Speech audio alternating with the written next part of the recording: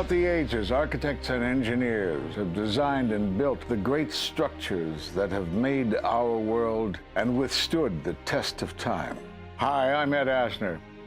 Welcome to Architects and Engineers. Let's look now at modern steel frame buildings. This is the Empire State Building, a marvel of modern architecture. It was built to last. Architects and engineers of today use computers to design and engineer buildings that will endure the forces of nature, such as earthquakes, fires, and hurricanes. This modern skyscraper was also built to last.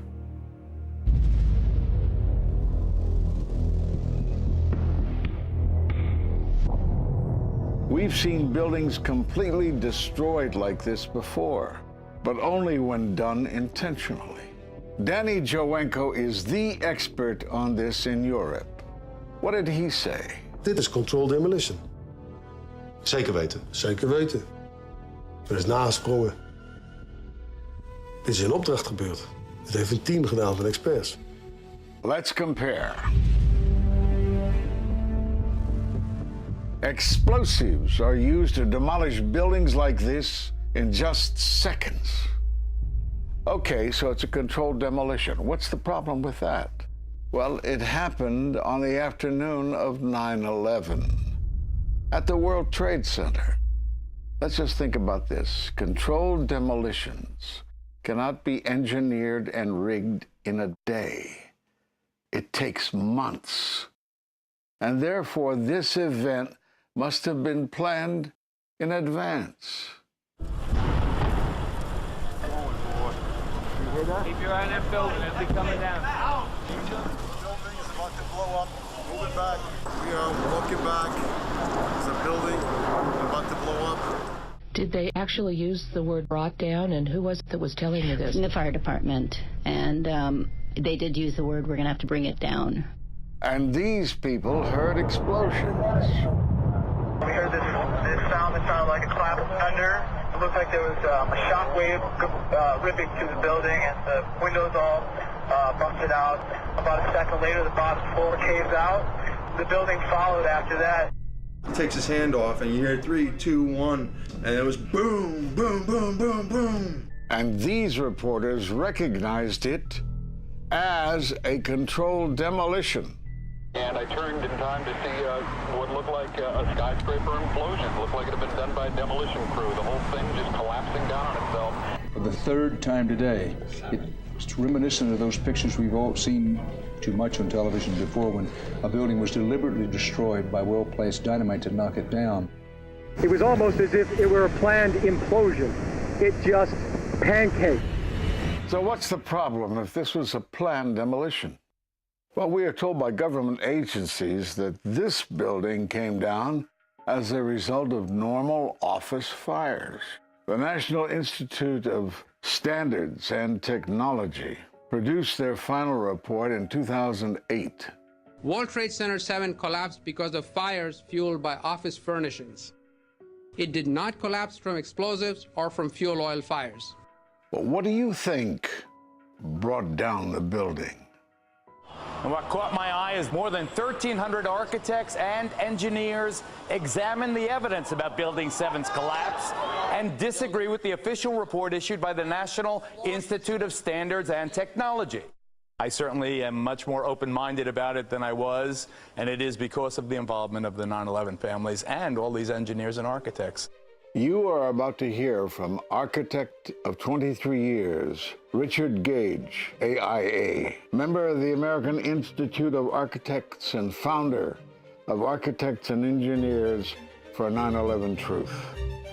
Now there are more than 1,500 architects and engineers who say that it could not have been brought down by office fires. They are backed by 9/11 family members who are calling for an independent, unbiased investigation. I'm Richard Gage. Fires have never before caused the collapse of any skyscraper. even though there are numerous examples of much hotter, larger, and longer-lasting fires in these buildings. And in the case of Building 7, the fire that NIST said started the collapse had actually burned out over an hour before. It could not have caused the collapse, as NIST claims. Yet this 47-story, modern steel-framed skyscraper, which was not hit by an airplane, collapses mostly into its own footprint like a house of cards, as fast as a bowling ball falling off the side of the building, in just under 7 seconds. Listen to the experts.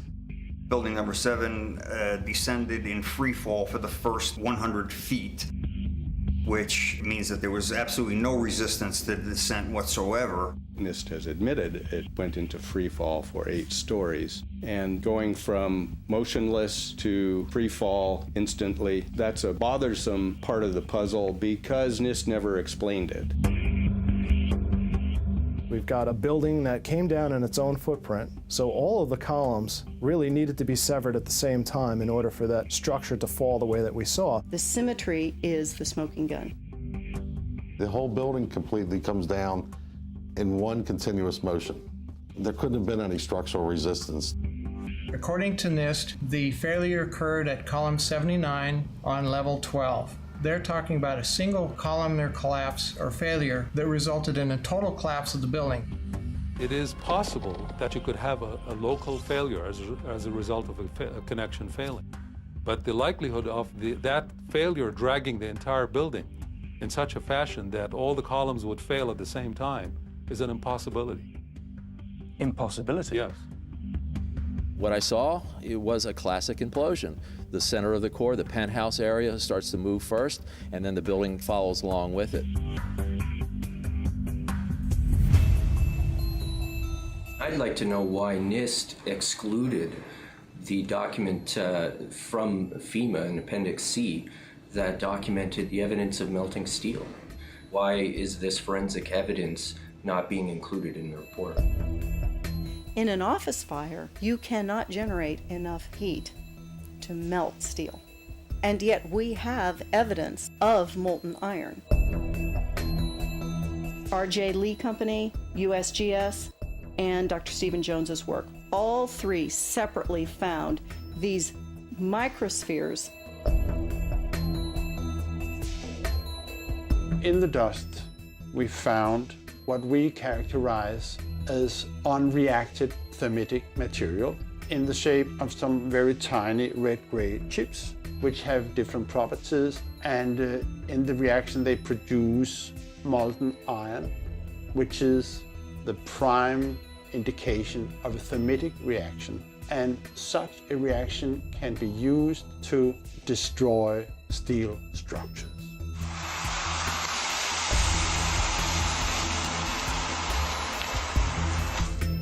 What we have found is a modern version of thermite, which we call nanothermite. There were these iron microspheres present in all of the dust samples that needed to have been formed in extremely high temperatures.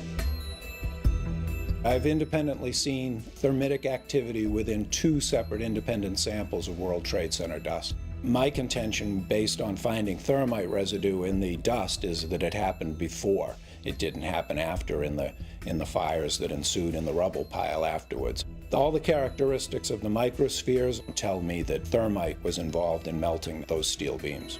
So thermite, if it was present at the World Trade Center and created this molten metal that so many witnesses and photographic evidence shows, would also explain the fact that the fires could not be put out at Ground Zero. The only thing that is consistent with all of the evidence that we have that could cause such a thing is the use of thermite to cut through the steel. You'd get down below and you'd see molten steel running down the channel rails. Like you're in a foundry. Yeah. Like lava. Like it was lava from a volcano. Well, the manual gets into thermite, and if it says if you have melted steel or concrete, which we had on 9/11. We should test for it. This fused element of steel, molten steel and concrete and all of these things all fused by the heat into one single element. We're asking for an investigation that follows national standards. There's no excuse to not test for this. If terrorists used explosives in '93, why didn't we test for them? If all these witnesses heard explosions, why aren't we testing for them? NIST concedes that they found no evidence for explosives. So then we asked them, well, did you look? And they said, no, we did not look for explosives or residues of explosives. So the preconceived notion of NIST is that there's no evidence for explosives, and so there's no point in looking. That is the most unscientific thing that you can possibly think of, not to look because you don't expect to find evidence, and in fact the evidence is overwhelming. They state these conclusions for which there's virtually no evidence, and then they ignore conclusions that can be drawn from the evidence. The Freedom of Information Act request to NIST was denied with the claim that releasing this data might jeopardize public safety. How could it possibly jeopardize public safety? The destruction of evidence was a criminal act in itself. It was already being carted away and destroyed when the FEMA investigators got there about a month after September 11th. You can't do science when you are deprived of the evidence and when your hypothesis is the least valid instead of the most likely. When the most likely hypothesis in the case of Building 7 wasn't even mentioned. This is not science. The scientific forensic evidence, ignored by NIST, but carefully reviewed by teams of technical professionals, corroborates the hypothesis of explosive-controlled demolition. We've traveled to 21 foreign countries and 32 American cities, bringing this evidence to the attention of the public. And we're backed by 9/11 family members and other concerned citizens who are calling for an independent, unbiased investigation. I'm a family member trying to find out the answers to the murder of 3,000 plus people. The bottom line is that it needs to be investigated properly. Please look at architects and engineers. People all around the world, scientists all around the world are questioning this. And there's some deep, deep explaining to do. It took some kind of consciousness raising on my part before I was willing to look at the possibilities. And really, you need to go where the evidence leads. As an engineer, and I have 3 degrees in engineering, I signed that petition for architects and engineers for 9/11 Truth some time ago because the American people absolutely need the truth of 9/11. Look at the evidence. In fact, I'll say this very categorically. Any reasonable person who looks at the evidence that's been brought forward has got to come away with the feeling that something has to be done, a real investigation has to be put forward. We will never heal. This country will never, ever, ever forget that day. We have to demand a new investigation. I want justice here. The country owns this. We were all victims. You all should want answers. It's not just ours, not just mine. We all lost something that day. It's distressing for everyone to come to terms with this evidence, but we must pursue the truth wherever it leads.